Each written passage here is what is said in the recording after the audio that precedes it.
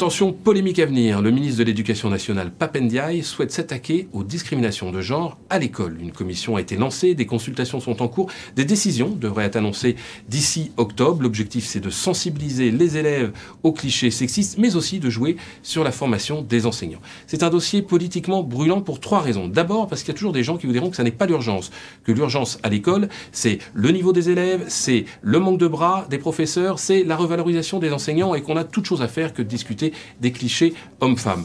L'autre raison, c'est qu'une ministre s'y est déjà essayée. C'était en 2014, Najat Vallaud-Belkacem, alors ministre des Droits des Femmes, elle avait lancé une expérience qui s'appelait les ABCD de l'égalité et elle s'était pris à l'époque l'opposition et puis des rumeurs les plus folles de la part de tous les lobbies les plus conservateurs, les plus religieux, les plus traditionnalistes. Ils disaient en gros qu'on allait laver les cerveaux de nos enfants et que c'était pas à l'école de jouer sur l'identité sexuelle des élèves. Enfin, la troisième raison, c'est que c'est un sujet brûlant parce que c'est compliqué à faire. Il s'agit de faire autre chose que de dire aux petits garçons vous allez jouer à la poupée et aux filles vous allez jouer au football. C'est évidemment plus compliqué que ça. Raison pour laquelle il faut bien le faire, parce qu'il faut le faire.